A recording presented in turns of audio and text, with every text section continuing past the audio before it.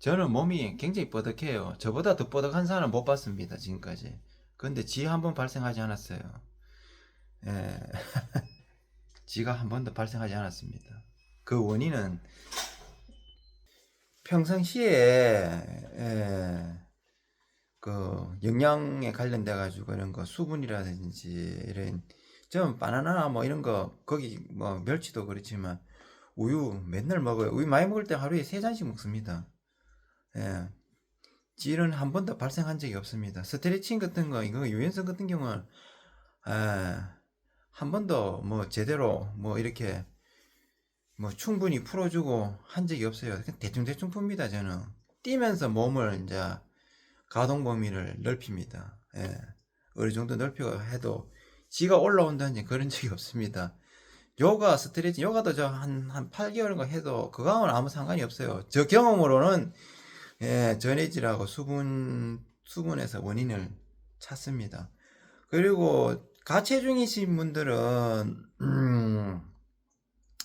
조금씩 매일 뛰는 게 낫습니다. 한꺼번에 뭐 한 10km 뛰고 하루 쉬고 이틀 쉬고 뭐 또 10km 뛰는 거 그래 뛰게 되면은 그 무릎이라든지 발목이라는 받는 이 많은 시간 동안 받기 때문에 부상의 위험에서 노출됩니다. 조금씩 거기 한 5분의 1 되는 거리를 그거를 이제 속도를 작은 거리 같은 경우 우리 단거리 선수들 근육 좋잖아요. 빨리 뛰도 근육이 잘 안 다치잖아요. 그러기 때문에 20분이라든지 처음에 2km부터 제가 20분 정도 해가지고 몸을 계속 이리 뛰다 보면은 폐활량이 좋아져요.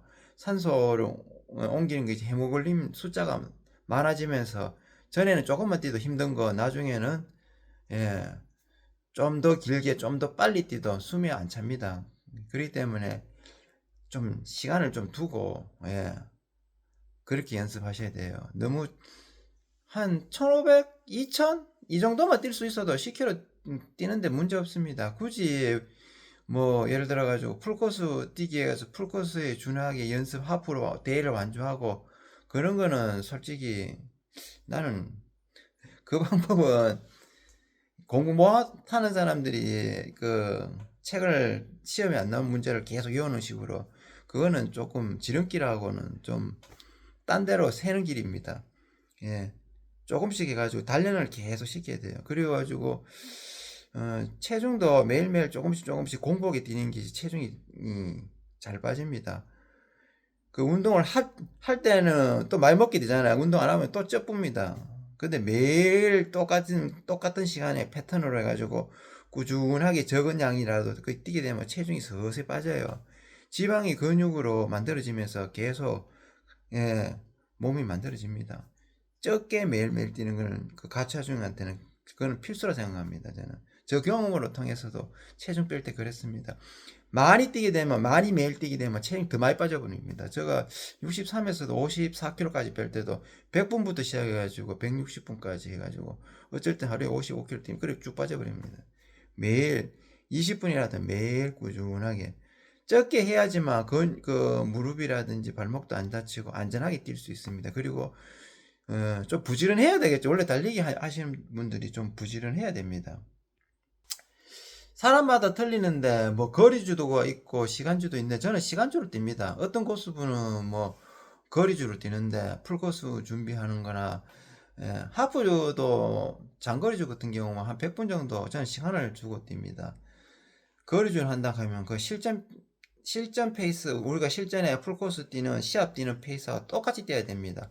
그걸 한 35km까지 보통 엘리트 선수 35km까지 하고 뛰는 경우 아니면 40km까지 하고 뛰고 아니면 그 이상으로 해가지고 1.5배 더 많은 거리를 해가지고 그럴 때는 강도가 더 떨어집니다. 예, 거리가 많아지면 강도가 더 떨어지고 횟수가 우리가 많이 하잖아요. 저는 보통 시간주 같은 경우 예전에 할 때 160분, 170분 할 때는 횟수가 많이 했어요. 그러면 또 강도가 떨어져요. 한 번, 두 번, 내가 풀코스를 한 두 번 정도 뛰고 가겠다, 한 번 뛰고 뛰겠다, 가겠다 하면 그거 보통 한 3주나 4주 전에 뛰잖아요. 그러면 강도를 강하게 해야 효과가 있습니다. 약하게 하면 효과가 없어요. 안 뛰는 것보다는 효과가 있지만 효과가 좀 없습니다.